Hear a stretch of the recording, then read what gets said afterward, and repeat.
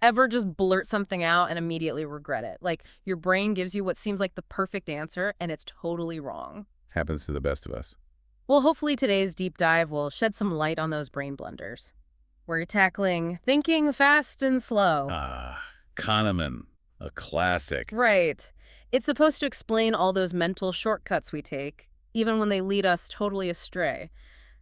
So, what's the main takeaway? Are we just hardwired to make bad decisions? It's not quite that we're hardwired to make bad decisions, but more like our brains have these two systems and they don't always play nicely together. Two systems. Okay, I'm intrigued. Break it down for me. Think of it as system one, that's your fast intuitive thinking, like you touch a hot stove, you pull your hand back instantly, no time for overthinking. Got it. So, like, reflexes, pure instinct. Exactly, and it's great for that. But then there's system two. That's your more deliberate analytical mode. Like when you actually have to sit down and, say, figure out a complicated recipe, you're engaging system two. Okay, I think I can see where this is going. Hmm. System one is shooting from the hip, and system two is, like, carefully aiming. Exactly. But here's the thing. System two, as helpful as it is, takes effort. And our brains, well, let's just say they like to conserve energy whenever possible. Oh, tell me about it. Cognitive ease, right? That's what Kahneman calls it. It's why I'm such a big fan of naps. Precisely. Your brain is saying, let's go with what feels easy, even if it's not always accurate. That's where you get those, shall we say, bat and ball moments. Wait, the bat and ball problem. Isn't that the one where the bat costs $1 more than the ball and they cost $1.10 together? The one and only. And you're supposed to figure out how much the ball costs. And what's the answer that pops into your head? Don't overthink it. Just go with your gut. 10 cents. Oh, wait. No, it's 5 cents, isn't it? Ugh. See, I always do that. Classic system one at work. It sees an easy pattern, jumps to a conclusion. System two could have saved you, but again, it takes effort to fire it up. Okay, so our brains are wired to take shortcuts, even if they lead to dead ends. Is there any hope for us? Are we doomed to always be tricked by these mental illusions? Not doomed, no. But it's like anything else, we have to be aware of our tendencies if we want to. If not overcome them, at least compensate for them. So how do we do that? I mean, it's one thing to know our brains are tricking us, but how do we actually catch them in the act? One way is to understand something called priming. It's this fascinating phenomenon where our recent experiences can actually shape our perceptions without us even realizing it. Like subliminal messaging? I always heard about that. Kind of, but more every day. Less, they're controlling our minds. Think of it this way. There was this study where they primed people with words related to old age. You get this. Afterward, they actually started walking slower, totally unconsciously. Really? So you're saying just thinking about retirement could make me move like I'm in slow motion? Maybe not that drastically, but it illustrates the point. We're constantly being primed by our environment, by the news we read, the ads we see, even the conversations we have. So it's like we're being subtly influenced all the time and we don't even realize it. Okay, that's both fascinating and a little terrifying. So if our brains are already working against us with those snap judgments, and now they're being secretly manipulated by every billboard and newsfeed, it's like we're playing with a stacked deck. What chance do we have? Think of it less like a stacked deck and more like knowing the rules of a game can help you play it better. Once you're aware of priming, you can start to question your own reactions, like, am I really craving that sugary cereal, or is it just because I saw that catchy jingle on TV? Okay, that's a good point. So step one is admitting we have a problem, right? But what about step two? How do we actually start to fight back against these invisible forces? So we're battling those snap judgments, and on top of that, we've got all this subtle priming going on. It's like our poor brains don't stand a chance. Well, it's not quite a lost cause. It's more about recognizing those tendencies and learning to, if not outsmart them, at least not let them completely run the show. Okay, I like that. So what's a good example of one of these tendencies we should be on the lookout for? Let's talk about the halo effect. Ever met someone and they've got that one really great quality? Maybe they're super charming or they tell you you have amazing taste in music. Oh, tell me I'm not the only one who falls for that. You're not alone. It's the halo effect in action. Our brains love coherence, so we take that one positive thing and we extrapolate it to their entire personality. Suddenly, they're not just charming, they're also brilliant and trustworthy. And Probably a great cook too, right? exactly. Yeah. We fill in the blanks with all these assumptions, which, let's face it, might not have anything to do with reality. Okay, so how do we avoid making those kind of snap judgments, especially when we're meeting someone for the first time, like say a job interview or even just, a date? How do we see past the halo? It takes practice, but the key is to try and separate those specific observations like, okay, this person is a good conversationalist from your overall impression of them. Notice when you're filling in the blanks with assumptions. So it's like that saying, don't judge a book by its cover, or like, don't assume someone who has a killer vinyl collection is also going to be a great roommate. Precisely. Speaking of tricky brain tendencies, have we talked about confirmation bias yet?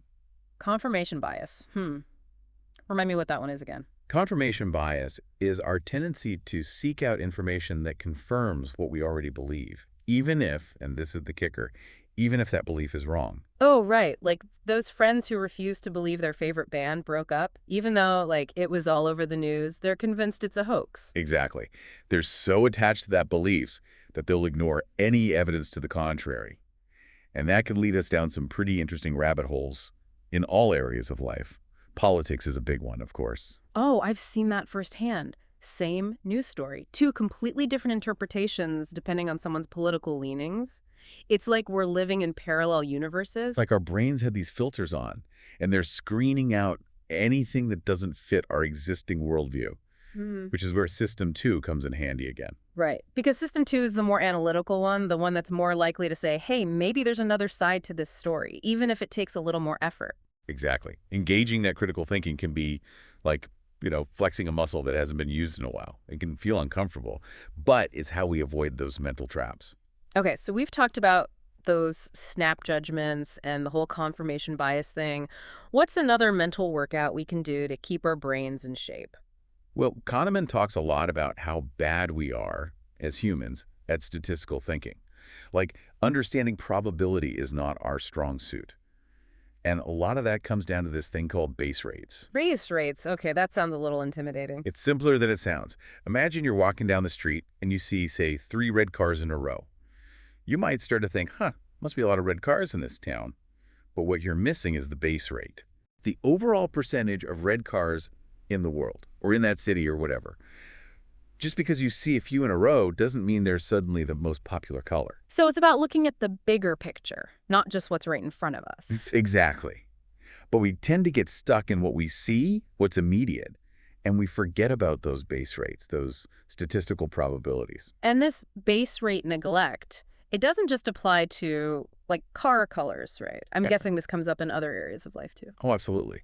Think about investing, for example. Someone tells you about this hot stock, they made a killing off it, and you think, well, I should buy that too. Been there. But what you're missing is the base rate, how many people invested in that stock and lost everything.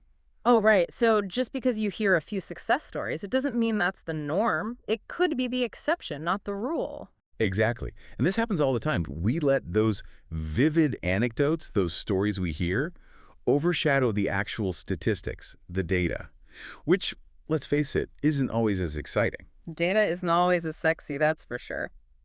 Okay, this is all starting to make sense, but I gotta be honest, my brain's feeling a little full right now. Can we maybe switch gears for a second and talk about something a little more, well, me-centric? I'm really intrigued by this idea of the two selves that Kahneman talks about. Ah, yes.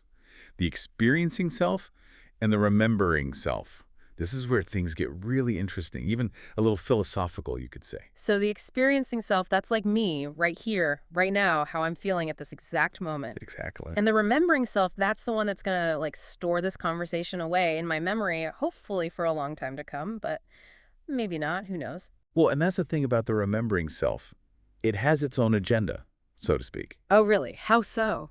Well, think about, like, a vacation you took a while back. Yeah. You probably had tons of different experiences, right? Big, small, good, bad, bad.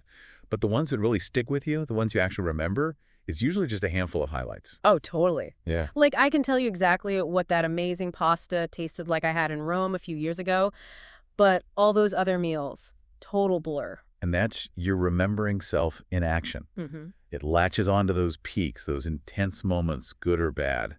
And the endings, those are important too.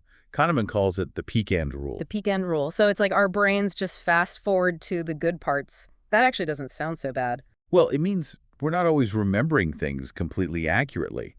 Like, take that vacation, for example. Even if 90% of it was kind of just, average, pleasant, but forgettable travel stuff. Lost luggage, weird hotels, the usual.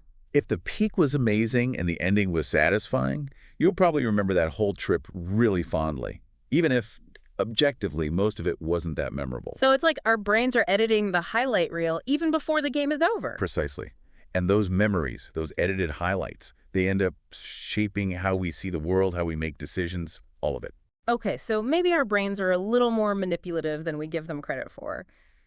But hey, at least we're starting to catch on to their tricks, right? Speaking of tricks, we were talking about those two systems of thinking before. System one, the quick one, and system two, the more methodical one. I know we touched on it in the last part, but can you remind me again how those two work together? Sure. It's all about understanding what Kahneman calls cognitive ease versus cognitive strain. When something is easy to process, like, say, we're having this conversation, the sun is shining, you're feeling relaxed. I do like when the sun is shining. Makes it hard to focus on work, though. Maybe that's my system one winning out again. Could be. But that's cognitive ease. Your brain is like, everything's good, let's just coast. You're more likely to be creative, trusting, but also more susceptible to those shortcuts and biases we talked about. Then there's cognitive strain. Which is when your brain has to actually, work for it. Exactly. Yeah. So let's say you're trying to read a really dense article full of jargon you don't understand, or you're having a disagreement with someone and the conversation is getting heated. Okay, I'm feeling more strained already just thinking about that. Right. Your brain has to kick into a higher gear.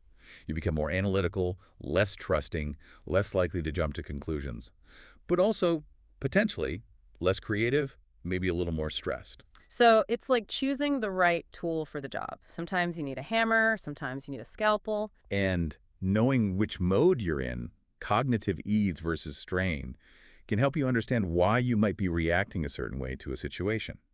This is so helpful. It's like we're getting this behind-the-scenes look at how our own brains work.